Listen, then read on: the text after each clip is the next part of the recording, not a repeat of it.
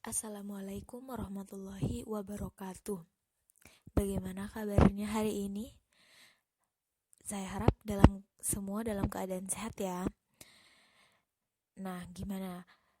Udah siap belum untuk pembelajaran kali ini? Semangat ya. Nah, pada pembelajaran kali ini kita akan membahas tentang klasifikasi materi dan perubahannya.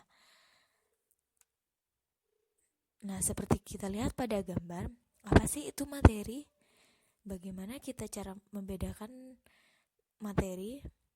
Nah, di sini ada gambar batu, air, dan juga balon. Batu itu merupakan wujud dari zat padat, sedangkan air adalah wujud dari zat cair, dan balon adalah wujud dari zat gas. Oke, kita bahas materi dulu. Apa sih materi itu? Materi itu adalah segala sesuatu yang menempati ruang dan memiliki massa. Nah, materi di sini ada memiliki 3 jenis wujud zat di kehidupan yang berwujud padat, cair, dan juga gas. Nah, ini adalah materi yang akan kita bahas.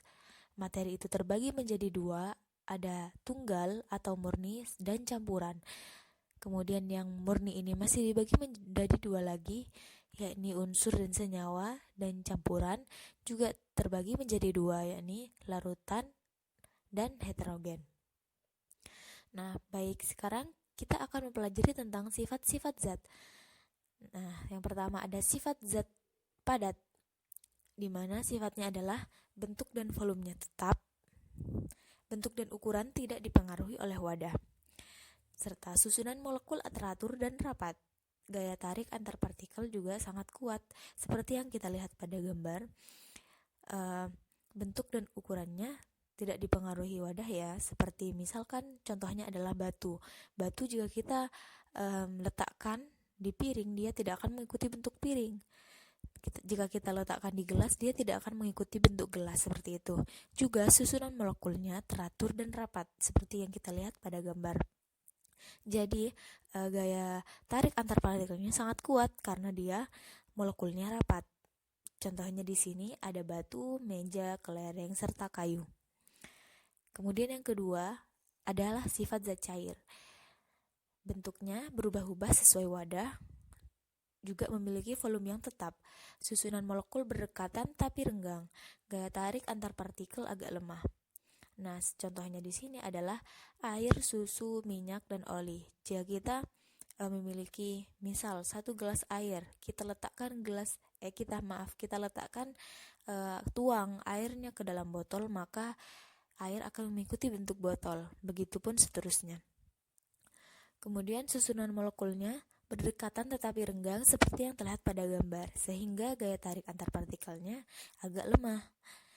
Memiliki molekul yang bergerak bebas tetapi tidak mudah terpisah. Seperti itu. Kemudian yang ketiga adalah sifat zat gas. Bagaimana sifat zat gas? Yakni bentuk dan volumenya berubah-ubah. Partikel zat gas berjauhan dan tidak teratur, serta gaya tarik antar partikelnya itu sangat lemah. Nah, seperti pada gambar, zat gas ini contohnya adalah oksigen, kemudian nitrogen, angin, seperti itu. Misal zat gas yang ada pada balon ya. Nah, dia itu memiliki partikel zat gas yang berjauhan. Jadi sehingga gaya tarik antar partikelnya itu lemah. Seperti itu. Nah, materi terbagi menjadi 2. Yang pertama ada zat tunggal atau murni, dan yang kedua ada campuran. Apa sih zat tunggal itu? Zat tunggal yakni terdiri dari satu jenis materi saja, misalnya air murni, tembaga, dan juga emas murni. Sedangkan yang campuran adalah gabungan antara 2 zat tunggal atau lebih tanpa menyebabkan terjadinya perubahan kimia. Nah, zat tunggal ini masih terbagi lagi menjadi 2. Yang pertama ada unsur. Unsur itu adalah zat yang paling sederhana yang tidak dapat diuraikan menjadi zat yang lebih sederhana lagi. Jadi unsur ini adalah bentuk dari yang paling sederhananya, seperti itu. Nah, menurut J.J. Berzelius, penulisan lambang unsur ini memiliki aturan sebagaimana berikut. Yang pertama, lambang unsur yang terdiri dari satu huruf memakai huruf besar. Contohnya adalah karbon atau C, jadi C-nya itu besar, dan oksigen atau O, dan serta sulfur atau S. Nah, kemudian ketika lambang unsur yang terdiri dari dua huruf memakai huruf besar pada huruf yang pertama, sedangkan pada huruf kedua yakni memakai huruf kecil. Contohnya aluminium atau Al. A-nya kita tulis huruf besar dan L-nya memakai huruf kecil. Begitupun seperti besi atau Fe, F-nya kita tulis huruf besar dan E-nya huruf kecil. Seperti itu. Nah, yang kedua adalah senyawa. Apa sih senyawa itu? Senyawa adalah zat yang terbentuk dari unsur-unsur melalui reaksi kimia. Jadi, senyawa itu adalah gabungan yang terbentuk dari satu unsur dengan unsur yang lain, sehingga melalui reaksi kimia seperti itu. Contohnya adalah air H2O, terbentuk dari unsur hidrogen H dan juga unsur oksigen O. Seperti itu. Jadi dia saling berdekatan, saling berikatan menjadi H2O seperti yang kita lihat pada gambar. Begitupun seperti garam dapur NaCl, yakni terbentuk dari unsur natrium Na dan unsur klor Cl. Nah, di sini bisa kita lihat bagaimana sistem periodik unsur-unsur kimia.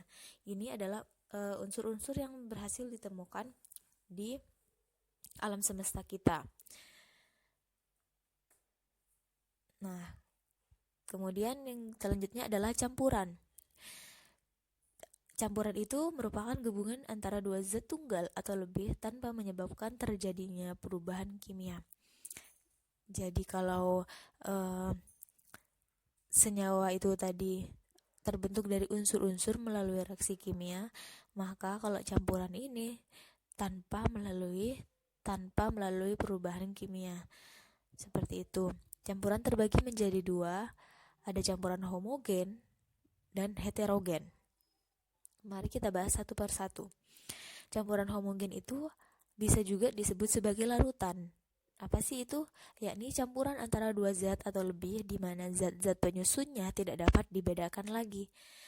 Contoh campuran air dan gula dalam botol sirup. Nah, seperti kita lihat ya pada gambar, misal air dan gula.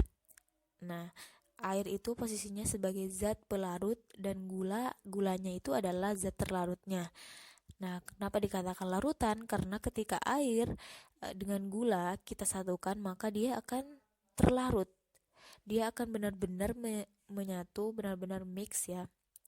Seperti pada gambar ya, ini partikel zat terlarut tidak dapat terlihat sehingga tidak dapat dibedakan dengan pelarutnya.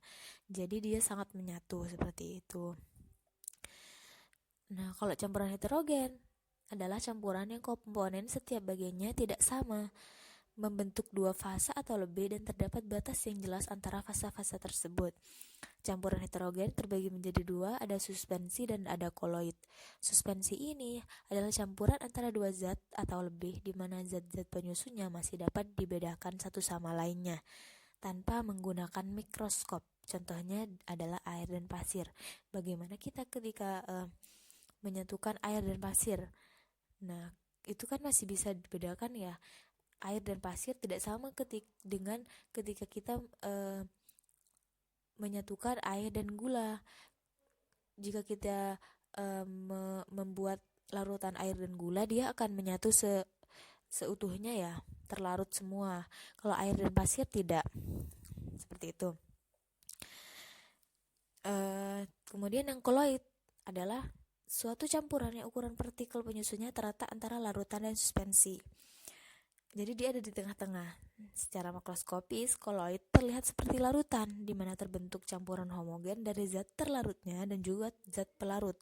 Namun, secara mikroskopis terlihat seperti suspensi. Ya, secara campuran heterogen di mana masing-masing komponen campuran cenderung saling memisah. Contohnya adalah air dan susu bubuk.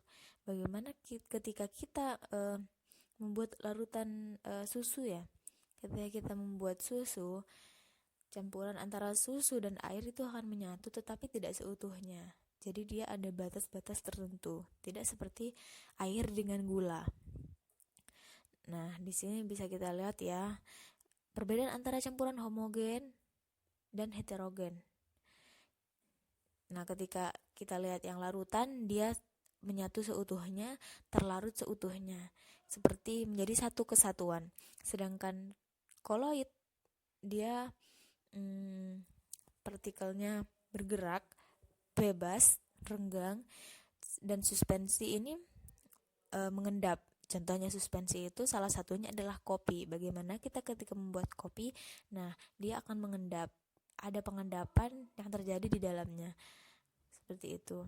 Kalau koloid, contohnya susu ya. Partikelnya antara larutan suspensi dan koloid ada di antara keduanya. Seperti itu. Oke, sampai di situ saja. Semoga bermanfaat ya. Jangan lupa belajar, tetap semangat dan juga jaga kesehatan. Saya akhiri. Assalamualaikum warahmatullahi wabarakatuh.